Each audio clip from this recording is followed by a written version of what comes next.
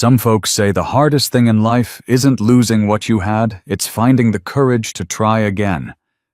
This is a story about two people who'd both lost everything, who met in the ashes of what used to be, and learned that sometimes the best foundations are built on honest work and hard-won trust.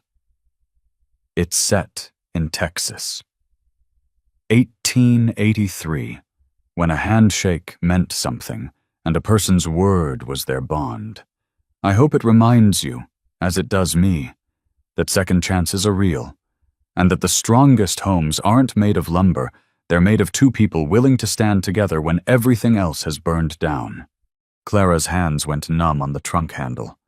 Through the cottonwoods, she saw it 3 blackened walls standing like broken teeth against a hard blue sky, no roof.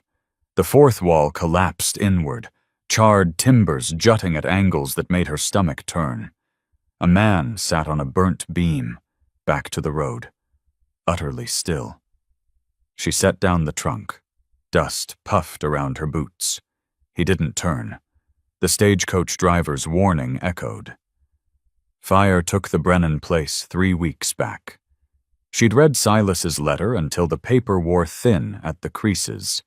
Need a practical woman. No romance, just partnership. Well, here was the partnership. Kitchen garden trampled flat. Stone chimney standing alone like a headstone. The smell hit her wet char. Recent rain on ash. The man stood.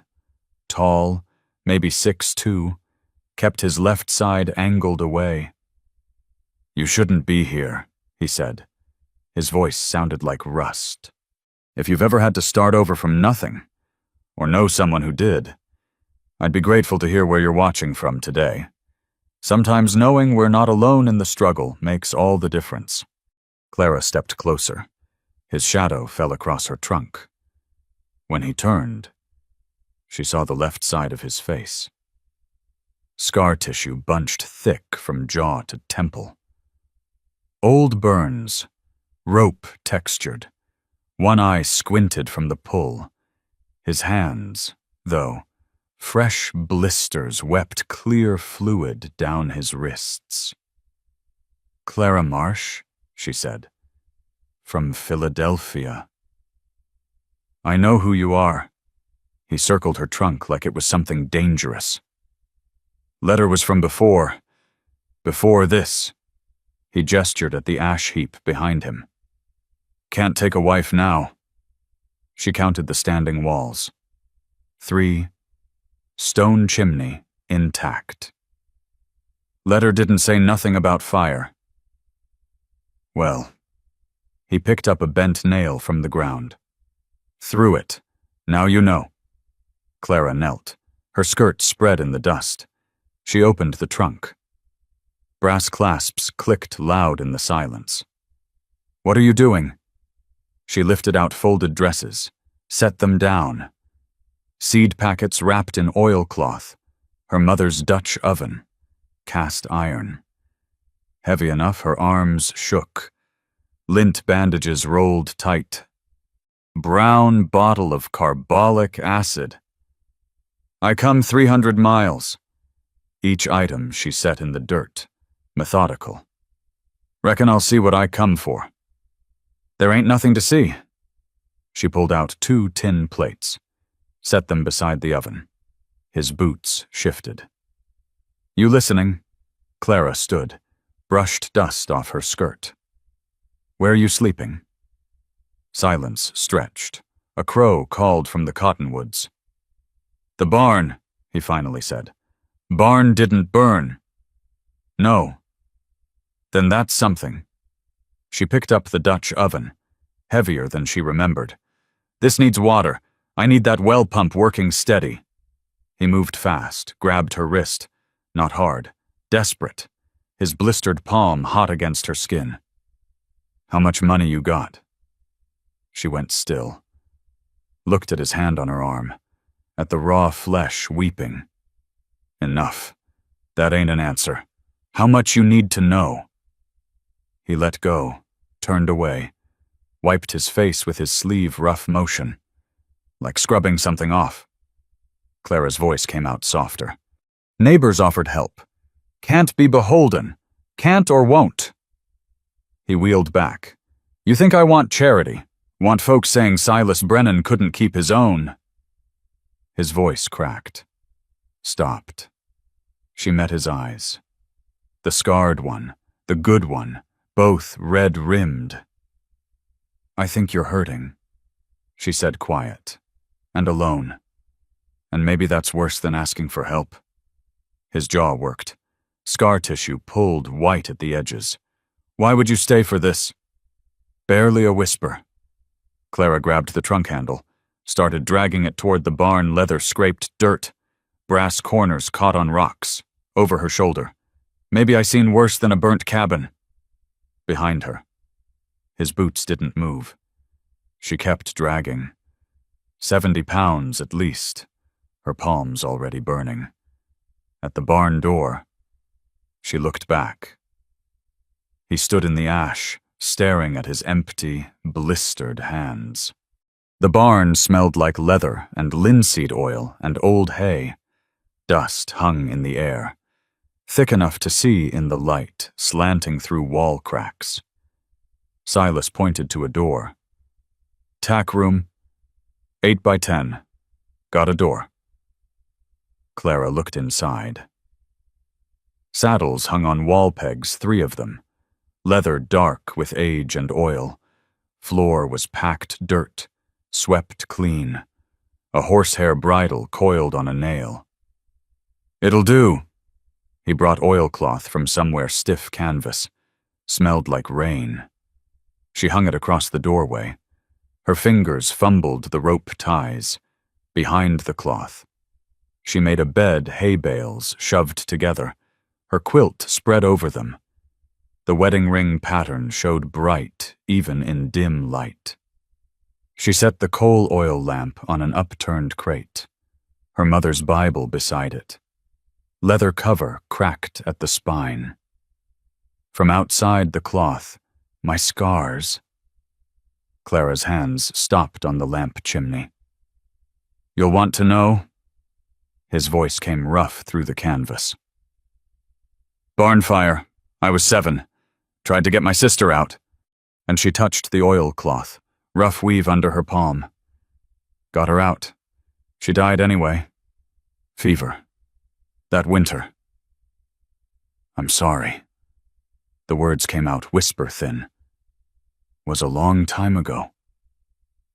But his voice said something different, said it was yesterday, said it was still happening. Clara stepped out. He stood by the barn door, staring at nothing.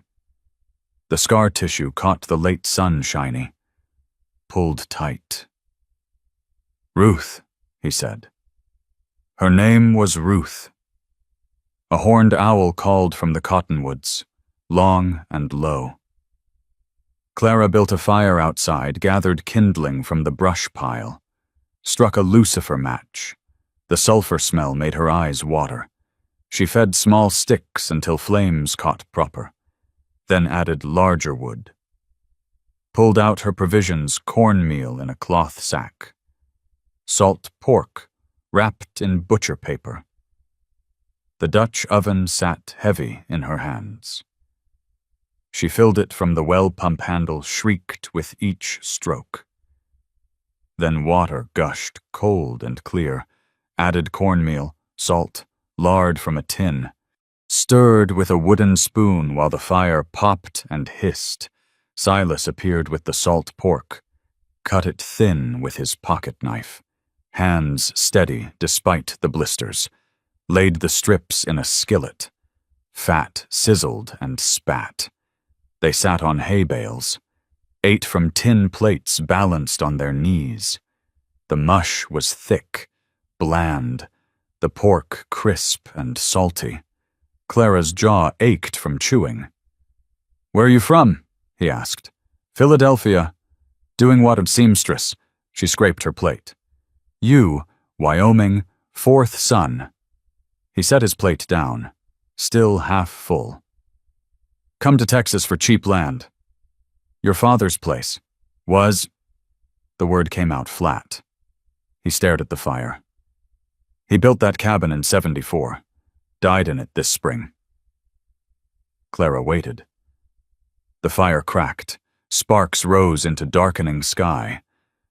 I was supposed to... He stopped. Started again. Supposed to keep it going. A coyote yipped somewhere distant. Another answered. Tomorrow, Clara said. We start clearing. He looked at her like she'd spoke a language he didn't know. The fire burned down to coals. Clara banked it with dirt, poured water from the bucket. Steam rose, smelling like wet ash, like the cabin ruins. She walked to the tack room, behind the oilcloth. She changed into her nightdress. Flannel, practical, no lace. She lay on the hay bales. The quilt smelled like home, like her mother's lavender sachets, like Philadelphia and everything she'd left behind. Outside. Boots scuffed dirt, pacing. Clara pushed the oilcloth aside. Silas stood facing the burnt cabin. Moonlight made the char look silver, almost clean. He didn't move when she walked up beside him. My father died in that bed, he pointed. Northeast corner. I was holding his hand. His voice came out hollow. He said, Don't let it go to ruin, boy. 2 hours later, he was gone. Clara's throat squeezed tight. And now look. His shoulders shook once. Couldn't even keep it standing. Ape woofed in the shadows. Small, low to the ground. The barn cat appeared. Ribs showed through patchy fur. It stopped 5 feet away. Yellow eyes reflecting moonlight. Clara walked back to the tack room, opened her trunk, found the cheese wrapped in muslin-hard cheese. Expensive. From Philadelphia. She'd brought it 300 miles. Broke off a piece. The cat's nose twitched. It crept forward. Took the cheese from her palm. Teeth sharp against her skin. Ate fast. Desperate. She broke off another piece. Silas's boots appeared beside her. That's real cheese. Cat's hungry. You brought provisions. She didn't answer. The cat finished eating. Licked its whiskers. He was quiet. The owl called again. Closer now. Wind moved through the cottonwood's dry leaves, rattled like bones. You been helping, he said finally. Since you got here? Haven't asked for nothing? Don't need nothing. Why? Clara looked at the burnt cabin, at the 3 walls standing, at the moonlight on broken glass and twisted metal. Maybe I know what it's like, to lose something you can't get back. The cat rubbed against her leg, then against his. Thin tail straight up, purring loud enough to hear. Silas crouched, scratched behind its ears with one finger gentle, careful of his blisters. The cat pushed into his hand. Clara watched his face. The scar pulled when he smiled, just a little. Barely there. His hands trembled. Not from the night chill. He stood, wiped his palms on his pants, looked at her straight on good eye and scarred eye both. How much money you really got? Clara. The question hung in the air between them. The cat purred. The owl called. Somewhere far off. A coyote howled long and lonesome. Clara's hand moved to her dress pocket, empty now. But in the trunk, hidden under the quilt, under her winter clothes, under the sewing kit, bank statements, letters, numbers that would make him send her away for sure. She met his eyes. Enough. Enough for what? The wind picked up. It smelled like sage and dust and the promise of rain that wouldn't come. Clara woke to the rhythm of metal on wood. Axe strikes, steady and hard. She pushed the oilcloth aside. Gray light seeped through barn cracks. Dawn. Barely. The strikes didn't stop. She dressed fast, same calico from yesterday, now wrinkled. Split skirt dusty at the hem, pulled her hair back, tied it with a ribbon that had seen better days. Outside. Silas swung the axe. Charred beams splintered under the blade. His shirt stuck to his back. Dark with sweat despite the morning cool. The bandages she'd wrapped last night hung loose on his hands, unraveling with each swing. Clara walked to the well, worked the pump until water gushed, filled 2 tin cups, no sugar, no cream, just coffee boiled over last night's coals, reheated, bitter and strong. She walked to where he worked, held out a cup. He took it, drank without stopping, handed it back. His palm left blood smears on the tin. Your hands. He looked down. Fresh blood seeped through the muslin, mixing with old yellow fluid from the blisters. He shrugged, reached for the axe again. Clara stepped between him and the beam. No. I got work. We got work. She set the cups down. And you can't do it bleeding. His jaw worked, scar tissue pulled white. She walked to the tack room, came back with the carbolic bottle, clean muslin torn from a petticoat hem. Sit. I don't need sit. He sat on a burnt timber, held out his hands. She unwrapped the old bandages. The blisters had opened, raw flesh exposed. Dirt ground in deep. She poured water over them. He hissed through his teeth, but didn't pull away. The carbolic acid went on next. He went rigid. Breath came sharp through his nose. I know, she said quiet. Wrapped fresh muslin tight. No more lifting today. I got to clear. I can lift too. He stared at the white cloth on his palms, already spotting red. You're a seamstress? I got arms, don't I? She picked up a charred beam, smaller than the ones he'd been moving, but heavy enough her shoulders burned, dragged it to the pile they'd started, went back for another. Silas watched, then stood. Grabbed a beam with his bandaged hands. They worked until the sun cleared the cottonwoods. Clara's hands blistered. She said nothing. Silas's bandages soaked through. He didn't stop. By mid-morning they'd cleared enough to see the stone chimney foundation, intact, solid. The mortar held. Clara knelt, touched the stones, still warm from yesterday's sun. Foundation's good, Silas said behind her. She looked up. He stood against the light, hat brim shadowing his face. The scar caught the sun shiny. Rope thick. Then we got something to build on. Wagon wheels creaked on the road. They both turned.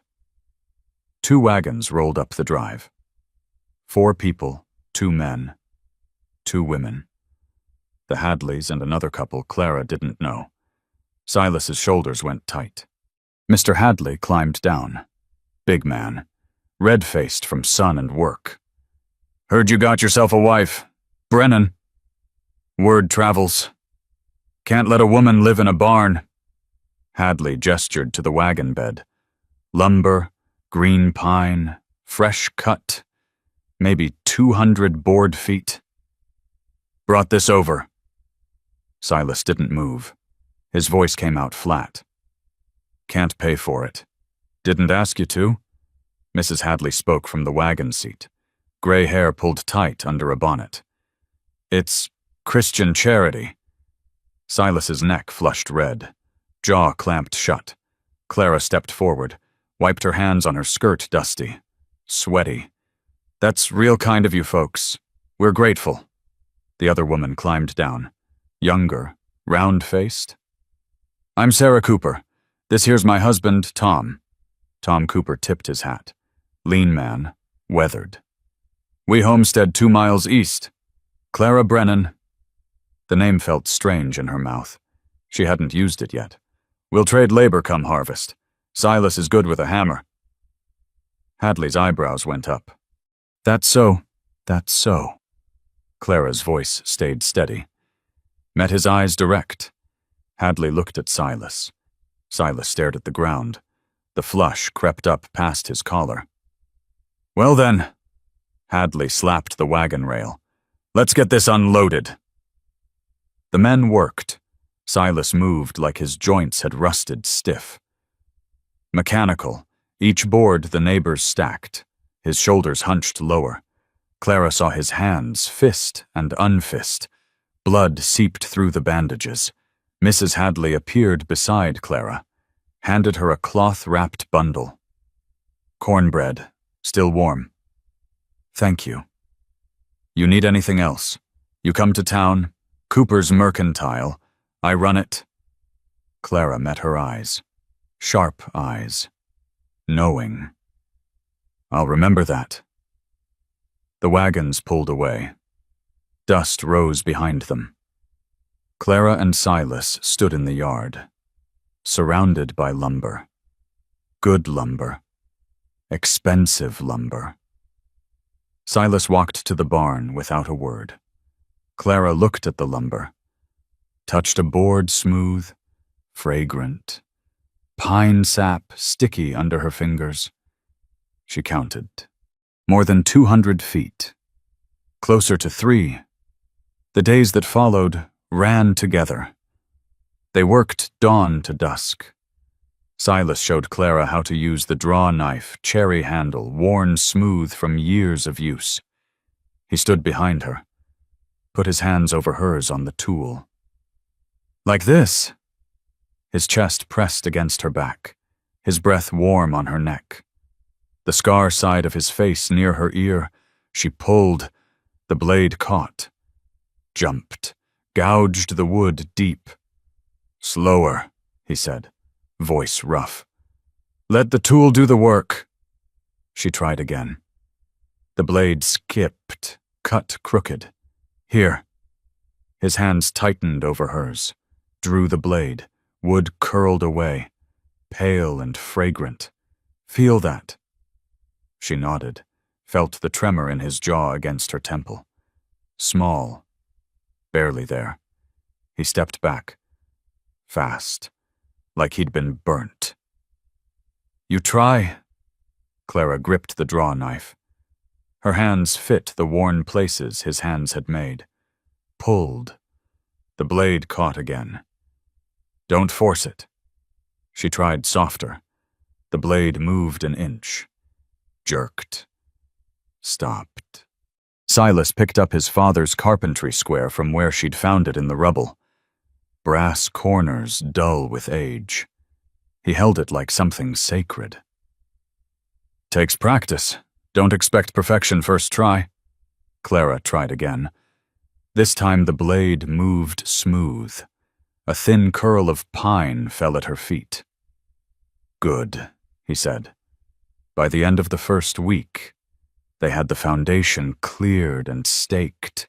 By mid-July, the first wall frames rose. Silas worked steadier. His hands healed to thick calluses. Clara's blistered, then hardened.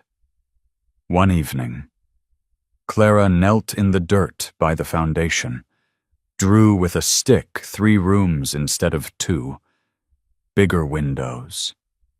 Silas looked over her shoulder. That's ambitious. I don't do things halfway. He almost smiled. She walked to town the following week. The heat pressed down like a hand. 3 miles, her boots raised dust with each step. Sweat ran between her shoulder blades. Cooper's Mercantile sat on Main Street. Whitewashed boards, green trim. The bell jangled when she pushed the door. Mrs. Hadley looked up from the counter. "Mrs. Brennan? Just Clara." She set her basket down. 2 eggs inside, wrapped in muslin. "Thought you might could use these." Hadley picked one up, cracked it in a bowl. Perfect yolk. "Fresh? Good. What you needing today?" Clara pulled coins from her pocket. Silver. "Salt and nails, if you got extras." Hadley's eyes narrowed. She wrapped salt in brown paper, counted nails from a barrel, added a twist of real coffee. Clara could smell it. 30 cents. Clara laid down $1. Hadley picked it up, turned it over, made change. Slow. "Your husband know you got money. My husband's got pride. Most men do." Hadley pushed the packages across. "Makes 'em fools sometimes." Walking home took longer. The nails weighed heavy. Her feet blistered in her boots. By the time she saw the homestead, the sun hung low and orange. Silas waited by the fence, saw her limping. "You walked all that way?" She showed him the nails. Good ones. Hand-forged. His face changed. "How much?" Hadley gave credit, said I could work it off. He didn't believe her. She saw it. The way his eyes went to her face. Then away, but he took the nails, turned them over in his bandaged palms. "Thank you," he said. That evening, they framed the first wall together. Silas showed her how to hold the boards while he hammered. The sun dropped toward the horizon. Gold light washed everything. When the last nail went in, Silas stepped back, looked at the wall standing. His mouth curved, just a little, the first real smile she'd seen. Clara's chest went tight. She turned away, walked to the well before he could see her face. That night, by lamplight, she pulled paper from her trunk. Pen and ink, wrote careful Mrs. Hadley. "Please hold any mail that arrives for me at the store. We'll collect when I come to town. Clara Brennan." She folded it. Tomorrow she'd walk back. Post it. The lies were stacking up, each one heavier than the last. But Silas was smiling again, building again. And that had to be worth something, didn't it? Clara walked to town again the following week. July heat pressed down. Dust coated her hem by the first mile. At Cooper's Mercantile. The bell jangled. Mrs. Hadley looked up from sorting mail. "Back so soon?" Clara set her basket on the counter. 3 more eggs. Brought these. And I need... She paused. Pulled out a gold coin from her pocket. Double eagle. $20. Laid it on the counter between them. The coin caught the light, gleamed. Hadley went still. Her eyes moved from the coin to Clara's face, back to the coin. She picked it up slow, turned it over, bit the edge. Her teeth marks showed faint in soft gold. "Where'd you get this, old employer, back in Philadelphia?" Clara's voice stayed level. "Owed me for piecework I done. Letter just caught up with me." "Mm-hmm." Hadley set the coin down. Her fingers stayed on it. "What you needing? Window glass, 4 panes, and fabric for curtains if you got any." Hadley's eyebrows rose. "Glass ain't cheap? I know. 4 windows run about $12. Fabric another 3. That's fine." Hadley opened a ledger. Wrote slow. Her pen scratched across paper. Looked up. "Your husband gonna ask questions when glass shows up. I'll handle it. I bet you will." Hadley's mouth curved. Not quite a smile. Something sharper. "Tell you what. I'll order the glass from Fort Worth. Takes 2 weeks. Meantime, everything you buy goes on credit. You settle with me private. Cash. Nobody knows. Clara's throat went tight. You'd do that. Known Silas Brennan since he was a boy. Stubborn as they come, but good. She made more notes. Besides, I like watching a clever woman work. Thank you. Don't thank me yet. Hadley counted out change. Pushed it across. Buy yourself something nice with this. You earned it. Clara took the coins. Still warm from Hadley's palm. Walking home. The weight in her pocket felt heavier than $20 should. The cabin changed over the following weeks. Late July sun beat down while they worked. The 4 walls rose. Roof beams went across like ribs on a skeleton. Silas stood on a ladder one morning, hammering, his shirt off in the heat. Scars crossed his back, old ones, white with age. The burn scars from his neck continued down past his shoulder blade. He whistled while he worked. Off-key. But the sound made something in Clara's chest pull tight. She knelt in the dirt she'd turned for garden, pushed bean seeds into rows, corn kernels, squash seeds from her trunk saved from Philadelphia. The soil felt different here, grittier, drier. But she watered from the well, and the seeds went in. The hammer strikes stopped. Boots scraped ladder rungs. You planting all that yourself? Silas's voice behind her. Garden won't plant itself. He crouched beside her, picked up a handful of dirt, let it sift through his fingers. What you got there? Beans, corn, squash. That'll take some doing. I got time. She pushed another seed in, covered it, patted the soil firm. He watched her hands, blistered palms, broken nails. Dirt ground into the creases. You never done this before. My mother kept a garden. I remember some. She'd teach you. Before she died, consumption, 10 years back. And your father, last year, heart gave out. She sat back on her heels, brushed dirt on her skirt. That's when I answered your letter. Didn't have nothing keeping me there no more. He stood, offered his hand. She took it. He pulled her up, his palm rough, calloused. The blisters healed now to thick skin. Their hands stayed together a beat too long. Then she pulled away. Over the next week, neighbors came by. Tom Cooper brought his boy, 8 years old, gap-toothed. The boy ran circles around the building site.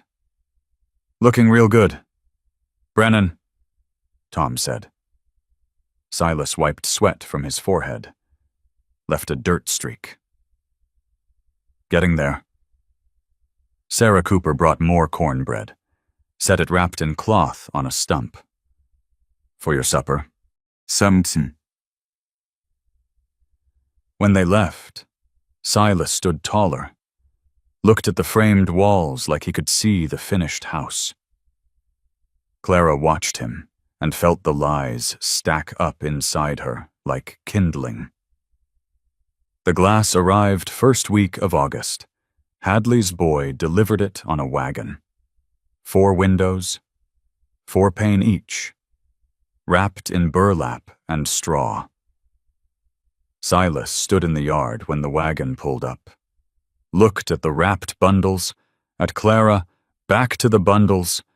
The boy handed him a bill, marked paid in full. Silas's jaw went tight. He helped unload, said nothing. After the wagon left, he turned to Clara. How much you got saved? Some.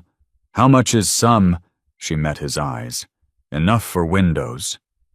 He looked at the glass. At her. Something shifted in his face. But he picked up a bundle, carried it to the cabin. They installed the windows that afternoon. Silas showed her how to set the panes in their frames, seal them with putty. His hands moved careful, gentle. When the last pane went in, light flooded the interior, made the raw wood glow.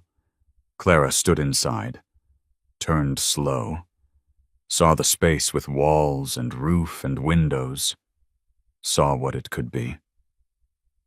"It's coming together," she said quiet. Silas stood in the doorway, watching her. "Yeah, it is." That evening they sat on the porch frame, boards laid across joists, no rail yet, their feet dangled over the edge. Silas poured coffee from the tin pot, handed her a cup. Steam rose between them. "I can't read so good," he said sudden. Clara lowered her cup. "What? I can read, but not good. Pa taught me some, but he died before." He stopped. "There's gaps. That why you don't read your father's journal?" His head came up. "How'd you know about that?" "Saw it, in the barn, when I was looking for rope."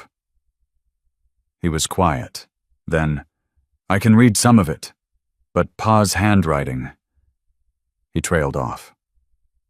Clara set her cup down, went to the tack room, came back with her Harper's Weekly, 3 months old, pages worn soft. "Read this to me," she said. Handed it to him. He took it, opened to a page, squinted at the words. "The telephone." He stumbled, stopped. "Telephone," she said. "Telephone exhibition in Boston." She listened, let him work through it, helped when he got stuck. His face flushed, but he kept reading, after. He closed the magazine. "Careful." "Thank you. You read fine, just need practice." "I feel stupid." "You ain't stupid.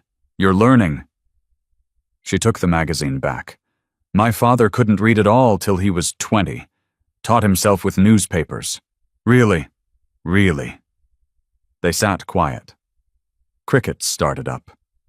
The first stars appeared. "Why'd you really answer my letter?" he asked. Clara thought of James Henderson, of finding out about the banker's daughter, of realizing no one in Philadelphia saw her. Just her money. "Why'd you really write it?" she said instead. He smiled. "Small. Touché." The next day, Clara worked on the roof. Silas handed up shingles, showed her how to nail them. Overlap. Seal. She knelt on the slope. Hammered. The sun beat down on her back. Sweat ran into her eyes. Her foot slipped. She started to slide, dropped the hammer, grabbed for the ridge beam, missed. Silas's arm caught her waist. Solid. Strong. He pulled her toward him, lowered her down the slope to where the ladder leaned. They ended up face to face. His hands on her ribs, her hands on his shoulders, both breathing hard. "You all right?" His voice rough. She nodded. Couldn't speak. His hands stayed on her ribs, warm through her dress. She felt his thumbs, gentle, careful. He set her down like she was made of glass. Stepped back fast. "Can't have you breaking before the house is done," he said. The words came out light, trying for humor, but his hands shook. Clara laughed, couldn't help it. Relief and fear and something else all mixed together. The sound came out bright, real. Silas stared at her, like he'd never heard that sound before, like it was the best thing he'd ever heard. She stopped laughing. Their eyes met. The moment stretched. the roof, the sun, the space between them. Then Silas climbed down the ladder. "I'll finish up here. You take a rest." Clara sat in the shade, watched him work, noticed things she'd been trying not to notice. The way he touched his scars less around her, how he held eye contact longer, how his shoulders relaxed when she walked up, how she felt when his hands had been on her ribs. That night, fabric appeared on the porch, muslin, white, enough for curtains. "What's this?" Silas asked. "Mrs. Hadley sent it. Said it was extra. Thought I could use it. She just giving away fabric now." Clara shrugged. "She seems to like me." He picked up the bolt, felt the fabric between his fingers. Set it down. Didn't say what he was thinking. But Clara saw it in his eyes. The doubt, the questions, the knowing that something wasn't quite right. Late July. The walls stood complete, roof shingled tight. Silas worked inside now, building shelves, fitting doors to frames. Clara hung her mother's quilt from a rope strung across one corner, the wedding ring pattern bright against raw pine walls. She set the Dutch oven on the hearth. Tomorrow they'd light the first fire. Behind her, sawing sounds stopped. She turned. Silas knelt beside a pine table, rough-built but sturdy. His hands moved over the surface with sandpaper, back and forth. The wood lightened where he worked. "What are you making?" "Table." He didn't look up, kept sanding, for eating. She walked closer. The table stood on 4 legs, thick planks across the top, simple, solid. "It's real nice," he grunted. Kept working. Clara went back outside, pulled weeds from the garden rows, bean plants knee-high now, corn waist-high, squash vines spreading. When she came back in, Silas was underneath the table, on his back, carving something. "What are you doing?" "Nothing." His voice echoed off the underside. "Ain't finished yet." That evening, he flipped the table upright, stood back. Clara ran her palm across the top. Smooth as glass. She looked underneath. Letters carved deep, C.B., her initials, his last name. Clara Brennan. Her vision blurred. She turned away fast. "It's," her voice cracked, "it's the nicest thing anyone ever made me." "You don't like it. I love it." She wiped her eyes on her sleeve. "Just got dust in my eyes is all." She walked outside. The well pump shrieked when she worked it. Cold water gushed. She splashed her face. Water ran down her neck, soaked her collar, boots on dirt behind her. "Clara." She kept her back to him. "I'm fine." "You're crying. I got dust." His hand touched her shoulder. Light, careful. "I shouldn't have carved it. I overstepped." "No." She turned. Water dripped from her chin. "No, you didn't. It's just—" She couldn't finish. He waited. "Nobody ever claimed me like that before," she said quiet. His thumb wiped water from her cheek. Rough skin, gentle touch. "I'm claiming you now, if you'll have me."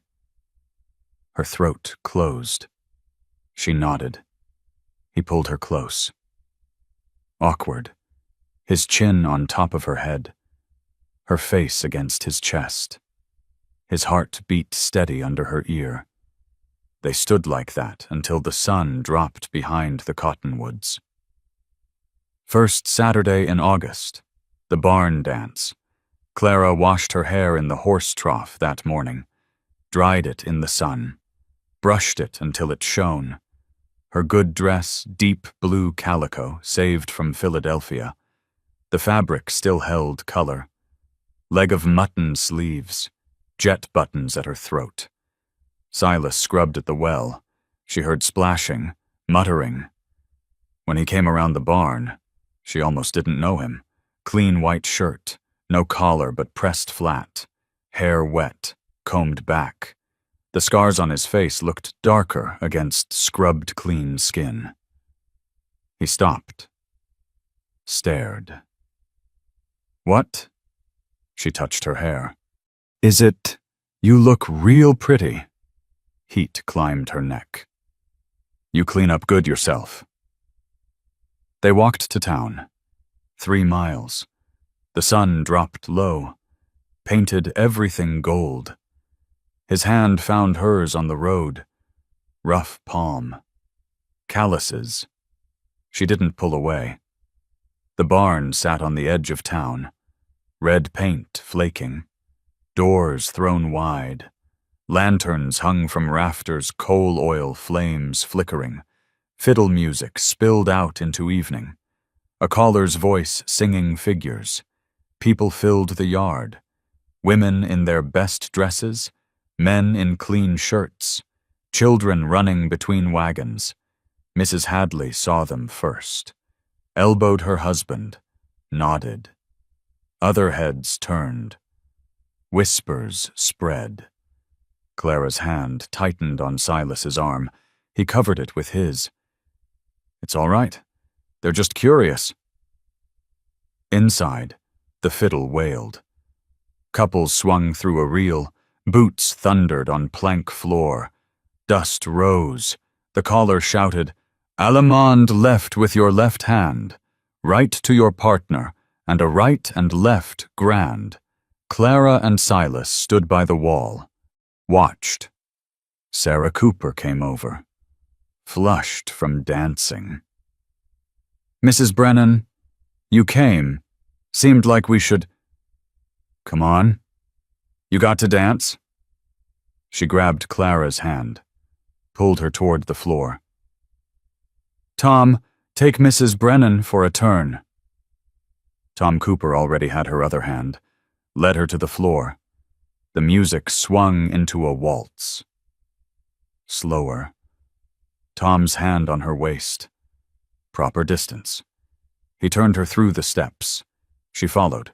Rusty, but it came back. Over his shoulder, she saw Silas, standing alone by the wall, watching, his face unreadable.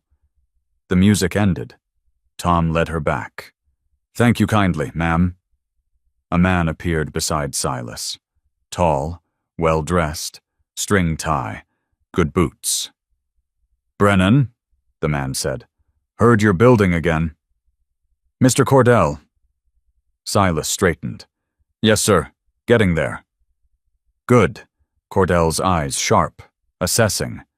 "I need a new barn built, 60 by 40. Can you do it?" Silas's mouth opened. Nothing came out. Clara stepped in. "He can do it." Cordell looked at her. Eyebrows up. "Your wife handles business." "My wife knows numbers." Silas's voice found itself. "What you paying? What you asking?" Silas looked at Clara. She could see him calculating. Too low meant desperate. Too high meant losing the job. $1 a day, Clara said. "You provide materials. 3 weeks' work." Cordell blinked. "That's steep. That's fair. You want good work. You pay for it." A smile tugged Cordell's mouth. "Your wife's got spine. Brennan." "Yes, sir." Something in Silas's voice. Pride. "She does? $1 a day, then. Start Monday." Cordell extended his hand. They shook. The deal made, walking home. The moon rose full. White light washed the road, made the dust look like snow. Silas grabbed Clara's hand, swung it between them. You didn't have to do that. Do what? Speak for me. I could have what? Sold yourself short, asked for 75 cents. He was quiet. Partners, Clara said. Remember, you build, I talk, together. Together. He tested the word. Liked it. They stopped at the property line. The cabin sat dark against stars. Clara could see the window glass catching moonlight. The door hung true in its frame. Home. It's finished, Silas said. Tomorrow we move in proper. She looked at the walls they'd framed, the roof they'd shingled, his hands and hers, his strength and her money, all tangled together. Silas.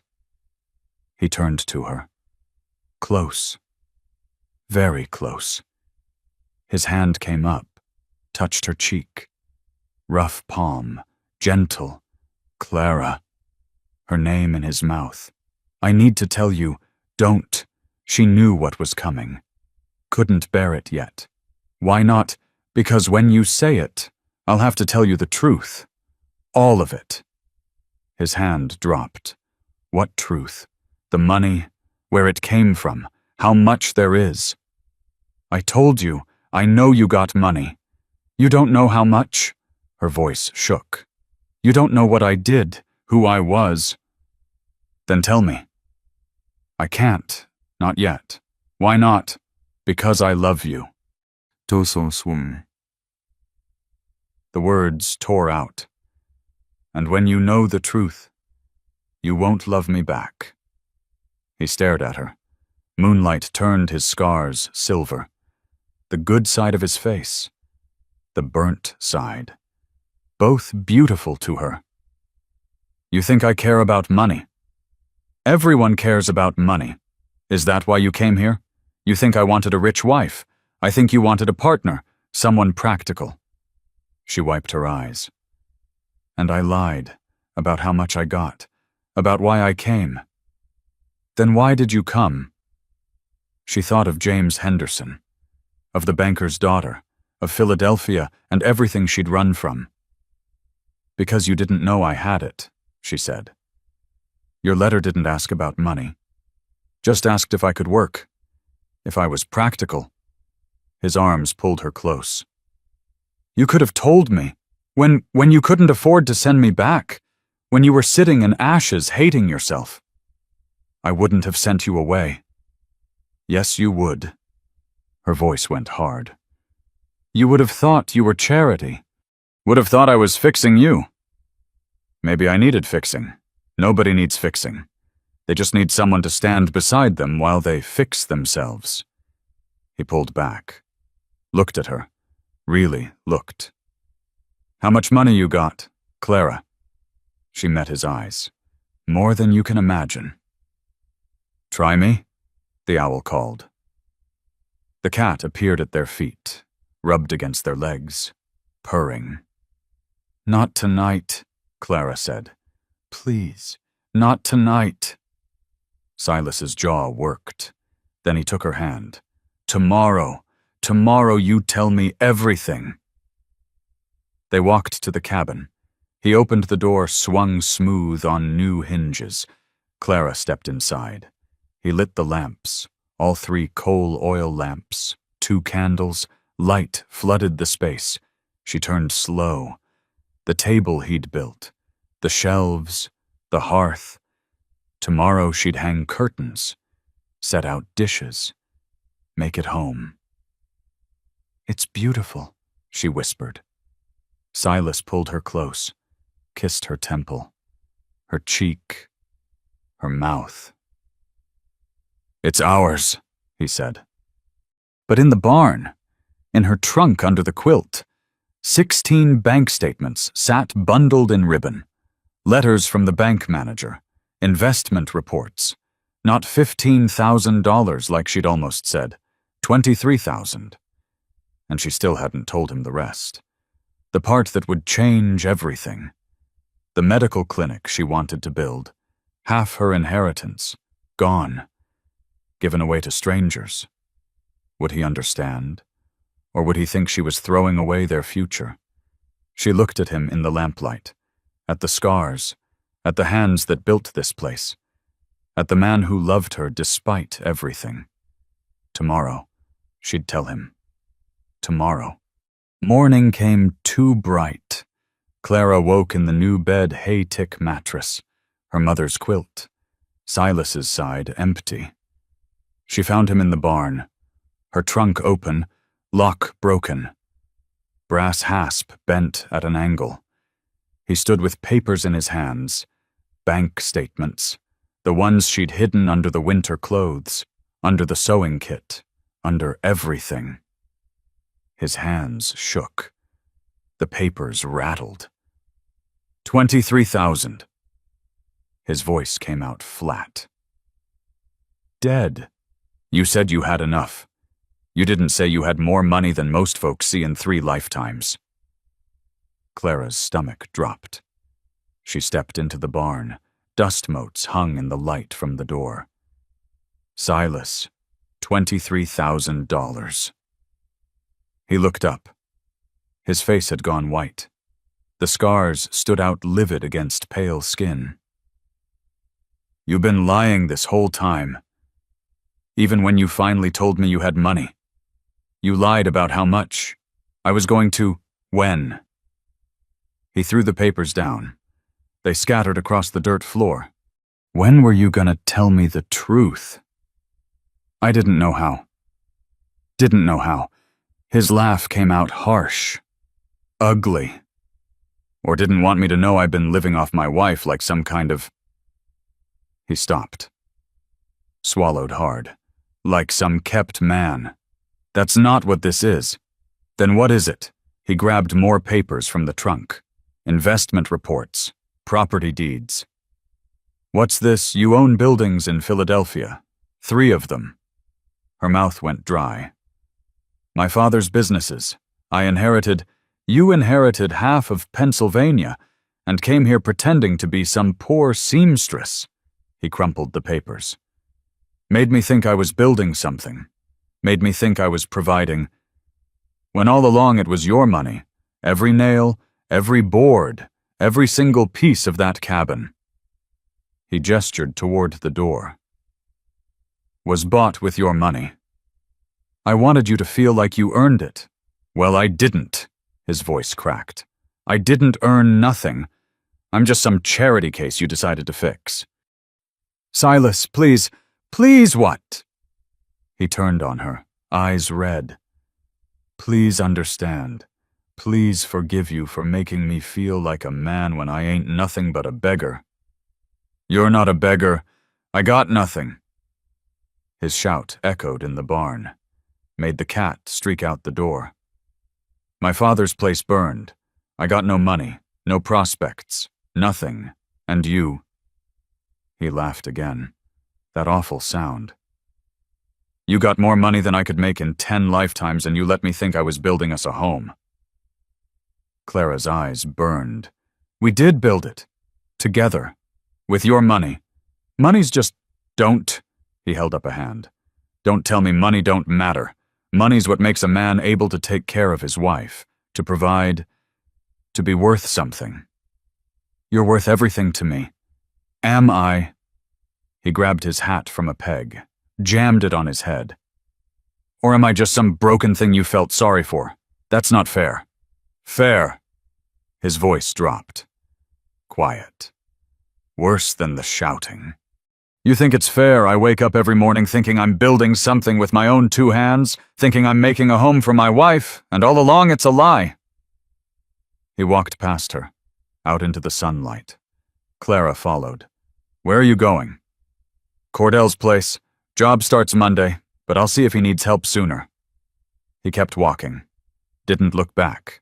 Gonna work, gonna earn money, real money, my money. The job don't start till... It starts now if I ask. He stopped. Turned. The sun behind him made his face shadow. I'm gonna work that job and every other job I can find. Gonna pay you back. Every cent. I don't want you to pay me back. I don't care what you want. His voice went cold, hard as iron. I'm paying it back. All of it. $23,000. However long it takes. That's not what What did you want, Clara? He stepped closer. Close enough she could see the veins in his neck, the pulse hammering. You want a husband who lives off his wife's money? You want some broken man you can feel good about helping? His hands fisted. Or did you just want someone who'd be grateful? Someone who'd owe you so much he'd never leave? The words hit like fists. Clara stepped back. Her heel caught a rock. She stumbled, caught herself on the well post. That's not why I came here, she whispered.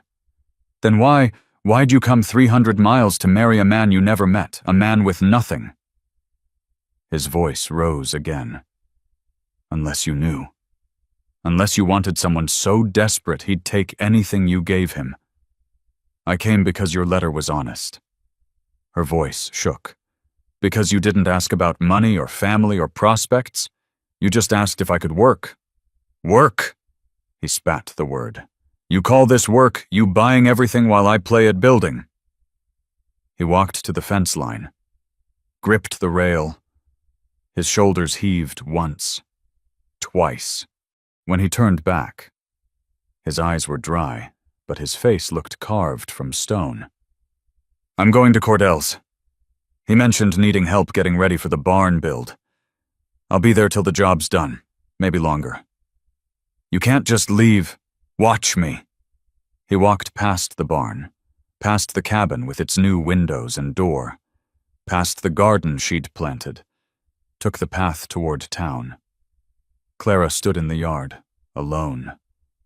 The sun beat down. Sweat ran between her shoulder blades. Her dress stuck to her back. She walked to the cabin. The papers still scattered on the barn floor. She'd clean them up later. Right now she couldn't bear to touch them. Inside, the cabin felt too big, too empty. The table he'd carved, the shelves, all of it hollow. She sat on the floor, back against the wall he'd framed. Her wall, his wall, their wall. The cat came through the open door, rubbed against her leg. She picked it up, held it. It purred against her chest. Outside, chickens scratched in the dirt. Rosie the cow lowed to be milked. Morning chores still needed doing. Clara set the cat down, stood, walked to the barn, got the milk pail. Rosie's udder was tight, full. Clara sat on the stool, pressed her forehead against Rosie's warm flank, pulled. Milk hissed into the pail. Rhythm. Familiar. Tears ran down her face, dropped into the milk. She didn't stop them. When the bucket was full, she carried it to the cabin, set it on the table, went back for the eggs. 3 eggs in the nest box, still warm. She cradled them in her apron, brought them inside, set them on the table beside the milk, sat down, stared at nothing. The sun moved across the floor.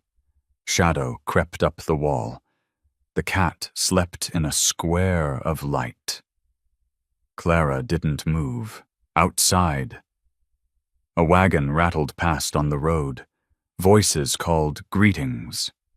She didn't answer. The day passed. Then another. Then a third. Mrs. Hadley came by the second day, knocked on the doorframe. Mrs. Brennan, you in there? Clara stood, smoothed her skirt, same one she'd worn for 2 days, opened the door. Hadley took one look at her face. Where's Silas? Working at Cordell's ranch. For 3 days straight. Clara said nothing.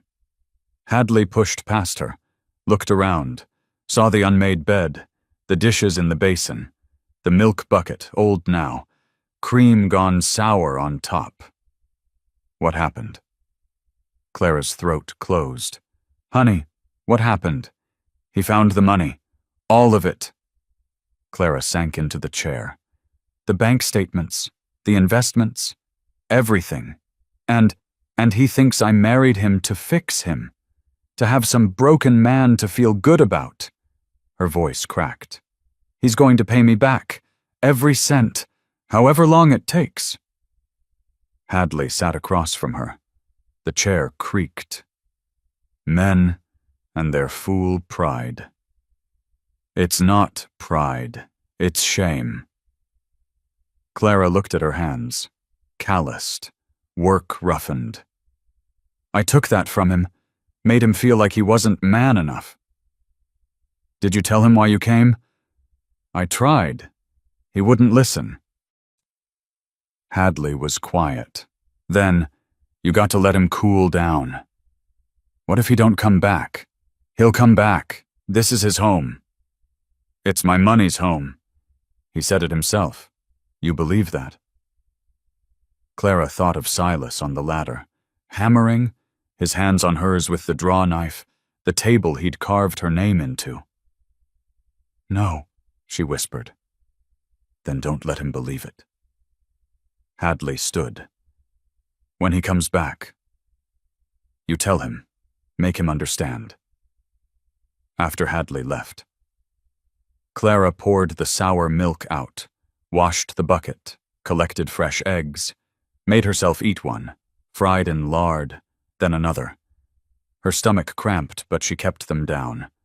She forced herself to work, fed the animals, weeded the garden, swept the cabin floor, but the silence pressed down like a hand. Saturday evening, hoofbeats on the road. Clara stood from the table, walked to the door. Silas rode up. Not their mule, they didn't have one. A mule from Cordell's ranch, the rancher having loaned it for the work commute. He slid down stiff, walked to the cabin, pulled an envelope from his pocket, threw it on the table. $18, 6 days' wages. It's a start. Clara looked at the money, back at him. I don't want it. Too bad. His face was filthy. Clothes sweat-stained. He smelled like work and horses and anger. Silas, I got nothing else to say. He turned to leave. Clara stepped between him and the door. Well, I do. Get out of my way. No, she planted her feet. You think you're the only one who's ashamed. You think you're the only one who feels like nothing. Clara, I grew up watching men court my money. Not me, my money. Her voice rose. James Henderson asked me to marry him, gave me a ring. Then I found out he was courting the banker's daughter the whole time. Wanted my inheritance to pay his gambling debts. Silas stopped. I thought coming here, I thought I'd found someone who wanted me. Not my money. Me. Tears ran down her face. She didn't wipe them. I lied because I was terrified you'd be like all the rest. His face crumpled. I can't be the man who lived off his wife. Then be the man who built a home with his wife. She grabbed his filthy shirt. We framed it together. I handed you tools. You taught me to use a saw. Together. It ain't the same. It's exactly the same. Her voice broke. The money bought lumber. But you cut it. I hammered nails. We both built it. He pulled away, walked to the window, looked out at the cabin walls, the roof, the porch. Clara's hands shook. I got more to tell you. He turned. What now? I want to give half of it away. His eyes went wide. What? $11,000 to build a medical clinic for the town. She wiped her face. Doc Sawyer died. Folks are dying because they can't get help. You want to give away I want us to give it. Together. She stepped closer. Our money? Our choice? Silas stared at her, his face unreadable. Say something, she whispered. You're serious? I already talked to the town council. They said yes. If you agree. If I agree. He laughed, bitter. Why would my agreement matter? It's your money. It's our money. She reached for his hand. He pulled away. You want to work for $18, fine. Work. But that cabin, that clinic, it's ours, not mine. Ours. His shoulders dropped. All the fight went out. He sat on the floor, back against the wall, put his head in his hands. Clara sat beside him. Didn't touch. Just sat. I can't be nothing, he said into his hands. You're the man who built this place from ash. You're the man I love. He looked up, eyes red, wet. I love you too. That's what hurts. She took his hand. This time he didn't pull away. They sat on the floor until the sun set, until the cabin filled with shadow. Tomorrow, Silas said finally. We talk about this proper. Tomorrow. But Clara couldn't sleep that night, because she knew deep in her bones the shame would come back. That tomorrow Silas would wake up and remember, would see the money and feel small again. Would it ever be enough? Would he ever forgive her? Would he ever forgive himself? Late August sun beat down on the empty lot next to the church. Clara stood in the dirt, counting paces, 20 by 30. Enough space. She'd walked to town that morning. Alone. The 3 miles felt longer without Silas beside her.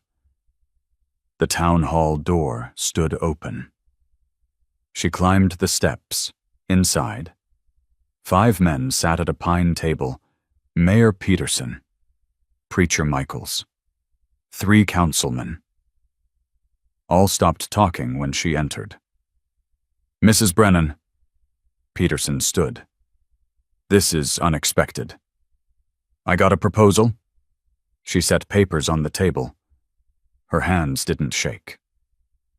Anonymous donation, land and funds for a medical clinic. Silence. Councilman Davies leaned forward. How much money we talking? Enough to build it proper. 2 exam rooms, surgery, waiting area, stock it with medicines, hire a doctor. Where's this money coming from? Davies again. Pushing. Does it matter? It does if there's strings attached. Clara straightened, looked him in the eye. No strings. Just one request: the donor stays anonymous. Why the secrecy? Peterson's eyebrows up. Because the donor don't want credit, just wants the town to have what it needs. The men exchanged glances, whispered. Finally, Preacher Michaels spoke. Quiet voice. Steady. Town to be grateful. We lost Sarah Cooper's boy last year. Infected cut. Might have lived with proper doctoring. Clara's throat went tight. She nodded. Then you accept? She asked. We do. Peterson extended his hand. Tell your donor we're much obliged. Walking out. She passed Mrs. Hadley on the street. Hadley winked, said nothing. Clara bought the empty lot from the church for $50. Signed the deed that afternoon. The land sat waiting. Ready. Days passed slow. She worked alone, fed animals, tended garden, the bean plants heavy with pods now, corn tasseling, squash vines thick with yellow flowers. She picked beans in the afternoon heat, filled her apron. The pods snapped clean from the vines. Inside the cabin, she shelled them at the table Silas had built. Her fingers worked automatic. splitting pods, beans falling into the bowl with small clicks, the carved letters underneath, C, B. She ran her fingers over them, wondered if he'd come back. Saturday evening, 6 days since he left, hoofbeats on the road. Clara stood from the table, walked to the door, heart hammering. Silas rode up on Cordell's mule, slid down, stiff, exhausted, clothes filthy with 6 days of work. He pulled an envelope from his pocket, held it. $18, he said, voice rough. It's a start. Clara looked at the money, at his face, sunburnt, hollow-eyed. I need to show you something. Clara, please, just come with me. He hesitated, then nodded. They walked to town, didn't talk. The silence between them felt breakable, like one wrong word would shatter everything. At the empty lot by the church, Clara stopped. I bought this. Silas looked at the dirt, the weeds, the nothing.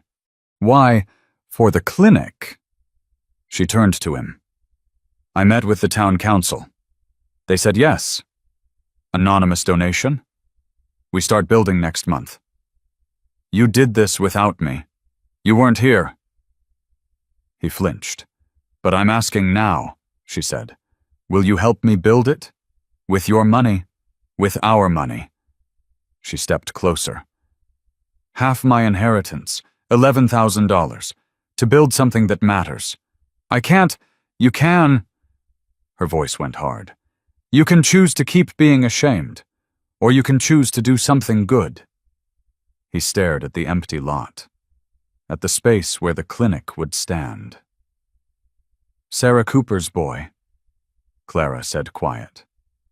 He died last year. Infected cut. She told me at the dance, cried in my arms. If there'd been a doctor. Silas's hands fisted. I know. Then help me. Help me build something that saves the next child. He looked at her. Really looked. Dirty and tired and desperate. Why? His voice cracked. Why do you want to do this? Because I can. Because we can. She took his hand. Filthy. Calloused. Perfect. Because having money and doing nothing is worse than having nothing at all. He pulled his hand away, walked to the church steps, sat, put his head in his hands. Clara sat beside him, left space between them, waited. I'm ashamed, he said finally. That's the truth. I'm ashamed I needed you. Ashamed I can't provide. Ashamed every time I look at that cabin and know I didn't earn it. You did earn it. With your lumber, your nails, with your hands. She cut him off. With your knowledge, with your father's carpentry square, and your skill, and your sweat. She turned to him. I had money. You had knowledge. Which one built the house? He was quiet. If I'd tried to build that cabin alone, Clara said, it would have fallen down in the first wind. The money's just paper. You made it into something real. I still can't pay you back. Then don't. She grabbed his chin, made him look at her. Keep the money. Use it for good. Build that clinic. Help people. His eyes filled. I wanted to be enough. For you. I wanted to deserve you. You do. She kissed him. Quick, hard. Not because of what you earn. Because of who you are. He kissed her back, rough, desperate, tasting like dust and 6 days apart.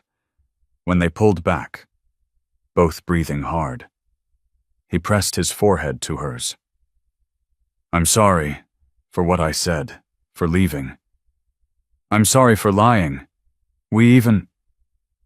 she thought. Yeah, we're even. He took her hand, looked at the calluses, the broken nails, the dirt ground in, kissed each finger. These hands built that house much as mine did. Her vision blurred. Tomorrow, he said. We go to the bank, put everything in both names. Equal partners? Equal, she agreed. They walked home as the sun set. Gold light painted the cabin walls, made the windows glow.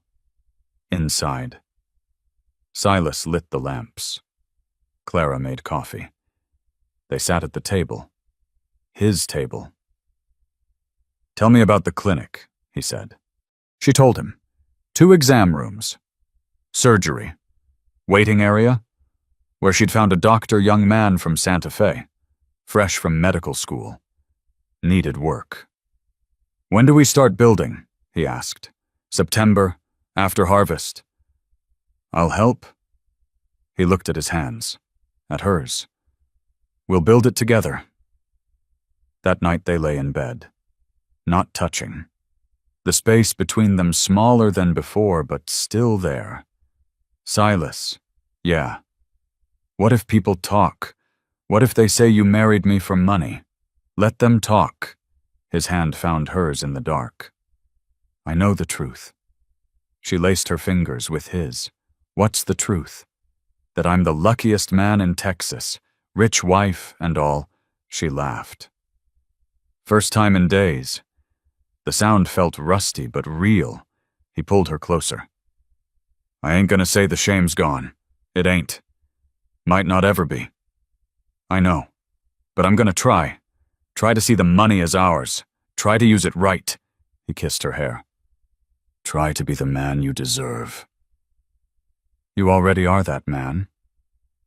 They lay quiet. His arm around her, her head on his chest, his heart steady under her ear. Outside, the owl called. Coyotes answered. The wind moved soft through cottonwoods. Clara felt the tension leave his body, felt him relax for the first time in days. I love you, he whispered. Even when I'm being a stubborn fool. I love you too. She lifted her head, kissed him. Especially when you're being a stubborn fool. He smiled. She felt it against her mouth. The next morning they rode to town together, Cordell's mule between them. At the bank, they sat across from the manager, a thin man with spectacles, wire-rimmed. We want to open a joint account, Silas said. The manager looked at Clara. How much are we depositing? Clara pulled papers from her bag. Bank statements, investment reports, all of it. $23,000, she said, in both our names. The manager's eyes went wide. He looked at the papers, at Silas, back to the papers.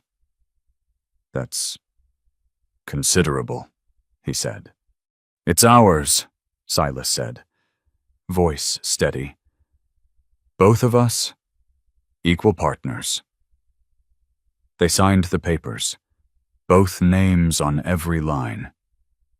Silas Brennan and Clara Brennan. When they walked out, Silas took her hand, squeezed. Feel different? She asked. Yeah. He looked at their joined hands.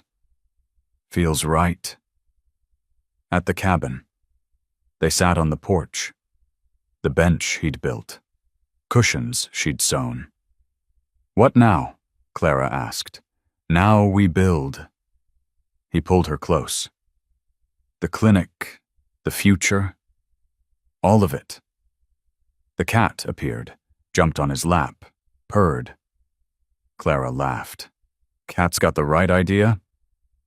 They sat quiet, watching the sun move across the sky, the garden growing, the animals grazing, everything peaceful.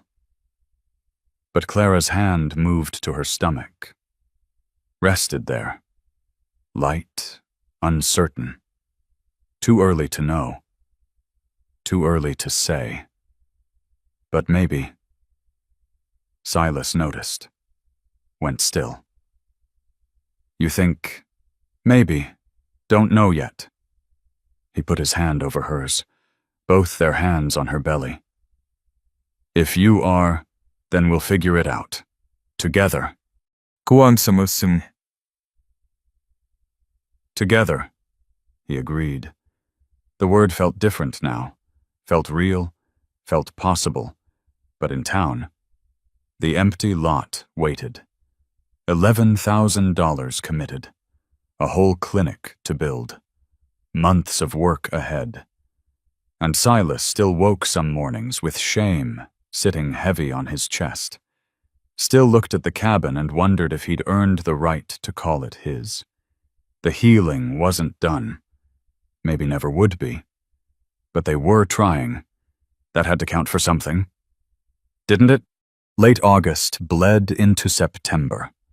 The empty lot beside the church transformed. Silas drove the first stake. The mallet struck wood solid thunk that echoed off the church wall. Clara held the measuring tape, called out numbers. He marked the ground with lime powder. White lines in brown dirt. Foundation outline. By noon, half the town showed up. Men with tools, women with food baskets, children running between wagons. Tom Cooper brought his hammer. Where you want me? Foundation stakes. Silas pointed. Every 8 feet. Sarah Cooper spread blankets in the church shade. Set out cornbread. Beans, apple butter. Y'all eat when you're ready. The work began. Silas showed the men how to dig foundation trenches.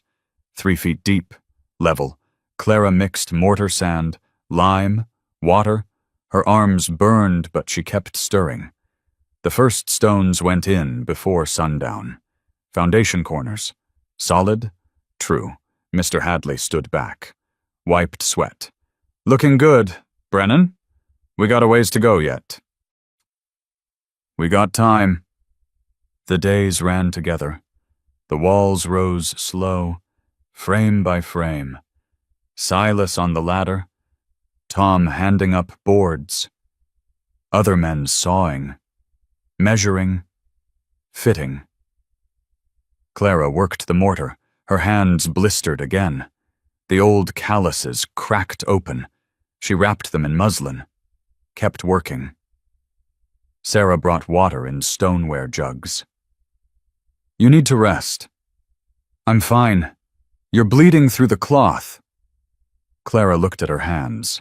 Red spots on white muslin. I'll wrap them tighter. By the first week of September, 4 walls stood, rough but straight, roof beams across the top. Sunday after church, Preacher Michaels walked to the site, stood looking. The Lord's work, he said quiet. Silas, nailing shingles. Called down. Just a building. Preacher. No. Michaels shook his head. It's hope, hope that help is near when trouble comes. The roof went on, shingles tight, no leaks, inside. Silas built exam tables, smooth pine, sturdy. Clara sewed curtains for the windows. White muslin, clean, simple. A wagon arrived from Fort Worth. Medical supplies, glass bottles lined with straw, carbolic acid, laudanum, quinine, bandages, surgical tools wrapped in oilcloth. The bill came to $400. Clara paid it from the bank account. The check had both names, Silas Brennan and Clara Brennan. He signed beside her name, his hand steady. Dr. Winters arrived 2nd week of September. Young, maybe 30. Clean-shaven, spectacles. He stepped down from the stage, looked at the clinic, smiled. "It's perfect," he said. Silas showed him through. 2 exam rooms, surgery with big windows for good light, waiting area with benches, storage room for medicines. "When can I start?" Winters asked. "Soon as you're ready." "I'm ready now." First Saturday in September. The dedication. Whole town gathered. Preacher spoke. "Bless this place of healing. Bless the hands that built it. Bless the generous souls who made it possible." People clapped. Nobody asked who paid for it. Nobody seemed to care. The clinic doors opened. Winters stood inside. White coat, black bag, ready. Mrs. Cooper brought her daughter, 6 years old. Cut hand, infected. Red lines crawling up her arm. Winters cleaned it. Careful, thorough, carbolic water. The girl cried. Mrs. Cooper held her. He bandaged it tight. "Change this every day. Keep it dry. If the red lines spread, bring her back." Mrs. Cooper's eyes filled. "Thank you." Outside, she found Clara, grabbed her hands. "My boy died last year. Infected cut. Couldn't get to a doctor in time." Tears ran down her face. "This clinic, whoever paid for it, they saved my girl." Clara's throat closed. "I'm glad. Tell them thank you. Whoever they are." Clara nodded, couldn't speak, walking home. Silas said, "You see Mrs. Cooper's face?" "I saw. That's what the money bought." He took her hand. "Not lumber. At the cabin." They sat on the porch. The sun dropped toward the horizon. Sky went gold, then orange, then deep purple. Rosy lowed in the pasture. The chickens settled in their coop. Somewhere a mockingbird sang. "We should get horses next spring," Silas said. "Horses cost money." "We got money," he grinned. "Our expensive money." She elbowed him. He laughed. The sun touched the horizon. Colors exploded. Burnt orange, violet, deep blue streaking to black. First star appeared. Venus, the evening star. Silas stood, walked inside, came back with something in his hand, his father's pocket watch. He held it, turned it over. The back engraved "Property of Samuel Brennan." 1847. Stopped at 3:47. The time his father died. Clara watched, waited. Silas wound the watch. Slow, careful. The mechanism clicked. Once, twice, 3 times. He held it to his ear. Tick, tick, tick. The watch lived again. "It's time," he said. "Time for what? Time to stop living in the past." He set the watch on the bench between them. Ticking. Steady. "Time to build the future." Clara took his hand. Rough palm. Calloused. The hands that built their home. That built the clinic. That would build whatever came next. "I never thought I'd feel this," Silas said, voice low. "After the fire, after Pa died, thought I was done." "You ain't done. No." He smiled. Small, real. "We're just starting." The watch ticked between them, moving forward, second by second, below. The town lights came on, one by one, windows glowing, families settling for the night, and somewhere in that town, in the white clinic by the church, Dr. Winters sat at a desk, writing notes, ready for the next patient, the next emergency, the next life to save. The mockingbird sang again, complex song, rising and falling. Clara closed her eyes, breathed. The smell of sage, of dust, of home. Silas's arm tightened around her. You tired? No, just listening. To what? Everything. She opened her eyes, looked at him, at the scars, at the face she loved. To the life we built. He kissed her, gentle. The way he kissed her that first time on the church steps, like she was something precious. When they pulled apart, the sky had gone full dark. Only stars. Only the vast Texas night, spreading forever. We should go in, Clara said. Getting cool. In a minute. Silas picked up the watch, listened to it tick. I want to sit here a little longer. With you, looking at what we made.